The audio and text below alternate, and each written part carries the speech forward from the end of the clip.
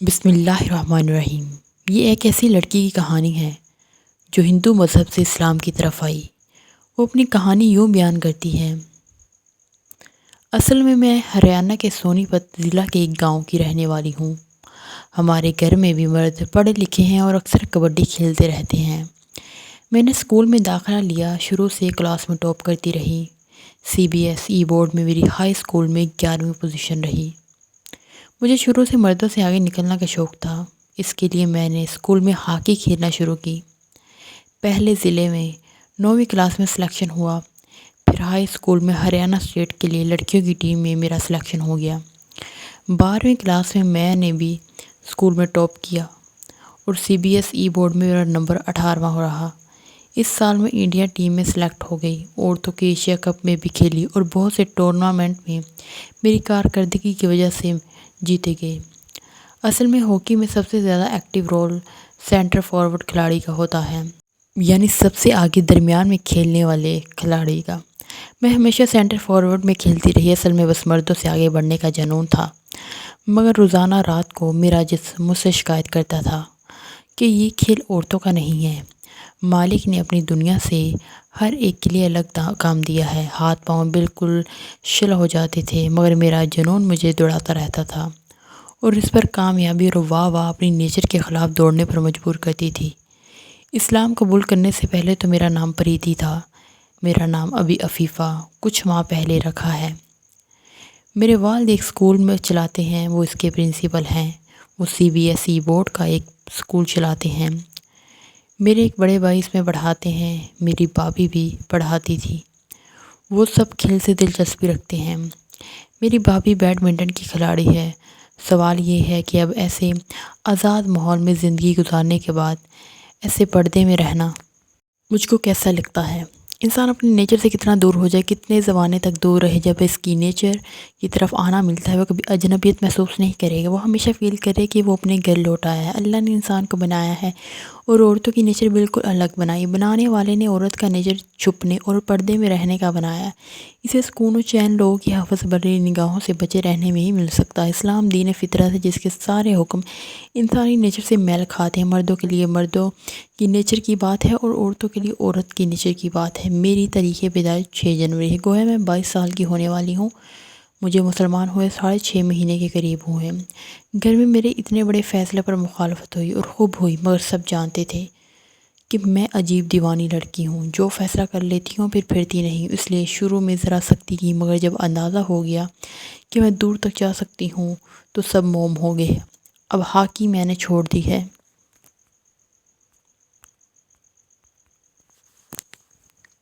اس پر تو گھر والوں کو بہت ہی احساس ہوا ہوگا، مگر میرا فیصلہ مجھے لینے کا حق تھا، میں نے لے لیا اور میں نے اپنے اللہ کا حکم سمجھ کر لیا۔ اب اللہ کے حکم کے آگے، بندوں کی چاہت کے آگے کیسے ٹھہر سکتی ہوں؟ آدمی کو ڈیل نہیں مل سکتی، اس سے اصل میں آدمی پہلے یہ فیصلہ کرے کہ میرا فیصلہ حق ہے کہ نہیں، اور اگر اس کا فیصلہ حق ہے اور ثابت ہو جائے تو پہاڑ بھی سامنے سے ہٹ جاتے۔ میں ہریانہ کے اس علاقے کے رہنے والی ہوں، جہاں کسی ہندو کا مسلمان ہونا تو دور کی بات، ہمارے چاروں طرف کتنے مسلمان ہیں جو ہندو بنے ہوئے تھے۔ خود ہمارے گاؤں میں بادی اور تیلیوں کے 20 گھر ہیں جو ہندو ہو گئے تھے۔ مندر جاتے تھے، ہولی اور دیوالی مناتے تھے، لیکن مجھے اسلام کی طرف وہاں جا کر رغبت ہوئی، جہاں جا کر خود مسلمان اسلام سے آزاد ہو جاتے ہیں۔ میں ہاکی کھولتی تھی تو بالکل آزاد ماحول میں رہتی تھی۔ آدھے سے کم کپڑوں میں ہندوستانی روایات کا خیال بھی ختم ہو گیا تھا۔ ہمارے اکثر کوئی مرد ٹیم میں رہتے تھے تو ہم مردوں کے ساتھ رہتی تھی، ایک دوسرے سے ملتے تھے۔ ٹیم میں ایسی لڑکیاں بھی تھیں جو رات گزارنے بلکہ خواہشات پوری کرنے میں ذرہ برابر کوئی جھجک محسوس نہیں کرتی تھی، لیکن میرے اللہ کا کرم تھا کہ مجھے اس نے اس حد تک نہیں جانے دیا۔ گول کے بعد اور میچ جیت کر مرد عورتوں کا گلے لگ جانا، چمٹ جانا تو کوئی بات ہی نہیں تھی۔ میری ٹیم کی کوچ نے کئی دفعہ بے تکلفی میں میرے کسی شاٹ پر ٹانگوں میں کمر میں چٹکیاں بھری، مگر میں نے اس پر نوٹس لیا اور ان کو وارننگ دی، مگر ٹیم کی ساتھی لڑکیوں نے مجھے برا بھلا کہا کہ اتنی بات کو دوسری طرف کیوں لے کر جا رہی ہو، مگر میرے ضمیر نے پر بہت چوٹ لگی۔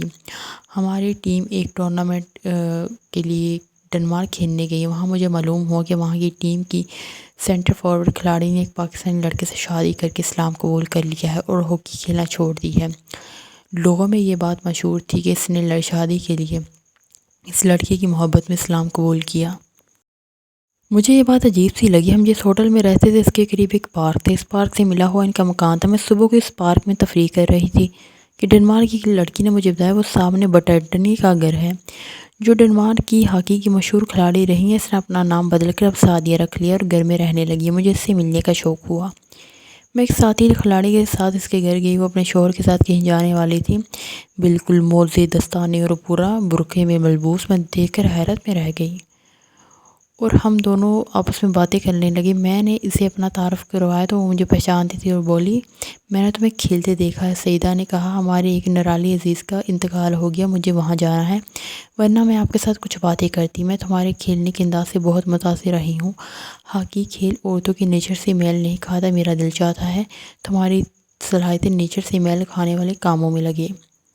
میں تم سے ہاکی چھڑوانا چاہتی ہوں۔ میں نے کہا، آپ میرے کھیل کے انداز سے متاثر ہیں اور مجھ سے کھیل چھڑوانا چاہتی ہے۔ میں آپ کا ہاکی چھوڑنا سن کر آپ سے ملنے آئی ہوں۔ کیسی مشہور کھلاڑی ہو کر آپ نے کیوں ہاکی چھوڑ دی؟ میں آپ کو فیلڈ میں لانا چاہتی ہوں۔ سعدیہ نے کہا، اچھا آج رات کو ڈنر میرے ساتھ کر لو۔ میں نے کہا، نہیں آج تو نہیں، کل ہو سکتا، طے ہو گیا۔ میں ڈنر پر پہنچی تو سعدیہ نے اپنے قبول اسلام کی روایات مجھے سنائی اور بتایا کہ میں نے شادی کے لیے اسلام قبول نہیں کیا ہے، بلکہ اپنی شرم، اپنی عصمت کی عزت حفاظت کے لیے اسلام قبول کیا اور اسلام کے لیے شادی کی۔ سعدیہ نہ صرف ایک مسلم خاتون تھی بلکہ اسلام کی بڑی داعیہ تھی۔ اس نے فون کر کے 2 انگریز لڑکیوں کو اور ایک معمر خاتون کو بلایا جو ان کے محلے میں رہتی تھی، جو سعدیہ کی دعوت پر مسلمان ہو گئی تھی۔ وہ مجھے سب سے زیادہ اسلام کے پردے کے حکم کی خیر بتاتی رہی اور بہت اصرار کر کے مجھے برقع پہنا کر باہر جا کر آنے کو کہا۔ میں نے برقع پہنا۔ ڈنمارک کے بالکل مخالف ماحول میں نے برقع پہن کر گلی کا چکر لگایا، مگر وہ برقع میرے دل میں اتر کے بیان نہیں کر سکتی کہ میں نے مذاق اڑانے یا زیادہ سے زیادہ اس کی خواہش کے لیے برقع پہنا تھا، مگر مجھے اپنے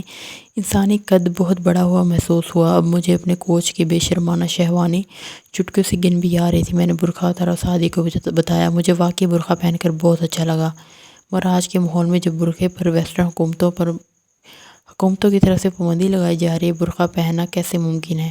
اور غیر مسلم کا برقع پہننا تو کسی طرح ممکن نہیں۔ وہ مجھے اسلام قبول کرنے کو کہتی رہی، بہت اصرار کرتی رہی۔ میں نے معذرت کی کہ میں اس حال میں نہیں ہوں، ابھی مجھے دنیا کی نمبر 1 ہاکی کی کھلاڑی بننا ہے، میرے سارے ارمانوں پر پانی پھر جائے گا۔ سعدیہ نے کہا، مجھے آپ کو ہاکی کی فیلڈ سے برقعے میں لانا ہے۔ میں نے اپنے اللہ سے دعا بھی کی ہے اور بہت ضد کر کے دعا کی ہے۔ اس کے بعد ہم 10 روز تک ڈنمارک میں رہے۔ وہ مجھے فون کرتی رہی، دوبارہ ہوٹل میں ملنے اور مجھے اسلام پر کتابیں دے کر گئی۔ میں انڈیا واپس آئی۔ ہمارے ہاں نرالا کے پاس ایک گاؤں کی ایک لڑکی جس کے والدین 50 میں ہندو ہو گئے تھے اور بعد میں آپ کے والد مولانا کلیم صاحب کے ہاتھوں مسلمان ہو گئے تھے، ان کی مرید بھی تھی اور حج بھی کر کے آئے تھے۔ ہاکی کھیلتی تھی، دلی اسٹیٹ کی ہاکی ٹیم میں تھی اور انڈیا کی طرف سے سلیکشن کے بعد روس میں کھیلنے جانے والی تھی۔ مجھ سے مشورہ اور کھیل کے انداز میں رہنمائی کے لیے میرے پاس ہے۔ میں نے اسے ڈنمارک کی مشہور کھلاڑی کا ذکر کیا۔ اس نے اپنی کو ساری بات بتائی۔ وہ اپنے لڑکے کے ساتھ مجھ سے ملنے آئے اور مجھے حضرت کی کتاب آپ کی امانت اور اسلام ایک پریچے دی۔ آپ کی امانت چھوٹی سی کتاب تھی، برقع میں نے اپنے دل میں جگہ بنا لی تھی۔ اس کتاب نے برقعے کے قانون کو میرے دل میں بٹھا دیا۔ میں نے حضرت صاحب سے ملنے کی خواہش ظاہر کی۔ دوسرے روز حضرت کا پنجاب کا سفر تھا۔ اللہ کا کرنا یہ ہوا بہال گڑھ ایک صاحب کے یہاں ہائی وے پر ملاقات طے ہوگی۔ حضرت نے 10-15 منٹ مجھ سے بات کر کے کلمہ پڑھنے کو کہا۔ انہوں نے بتایا کہ میرا دل یہ کہتا ہے کہ بٹرٹنی اپنے اللہ سے آپ کو برقعے میں لانے کی بات منوا لی ہے۔ بہرحال میں نے کلمہ پڑھا۔ حضرت نے میرا نام عفیفہ رکھا اور کہا کہ عفیفہ پاک دامن کو کہتے ہیں، چونکہ ہائی نیچر آپ اندر سے پاک دامنی کو پسند کرتی ہے۔ میری بانجی کا نام بھی عفیفہ ہے، میں آپ کا نام عفیفہ رکھتا ہوں۔ اس کے بعد میں نے بٹرٹنی کو فون کیا اور اس کو بتایا کہ وہ خوشی میں جھوم گئی۔ جب میں نے حضرت کا نام لیا تو انہوں نے اپنے شوہر سے بات کرائی۔ ڈاکٹر اشرف نے ان کا نام ہے۔ انہوں نے بتایا کہ حضرت یعنی مولانا کلیم صدیقی کی بہن کے یہاں رہنے والی کھیرا نامی نو مسلمہ کی شادی اور اس کے اسلام قبول کرنے کی کہانی سن کے ہمیں اللہ نے اسلام کی قدر سکھائی ہے اور اس کی وجہ سے میں نے بٹرٹنی سے شادی کی ہے۔ یہ کہہ کر اگر تم اسلام لے آتی تو میں آپ سے شادی کے لیے تیار ہوں۔ میں نے اخبار میں ایڈ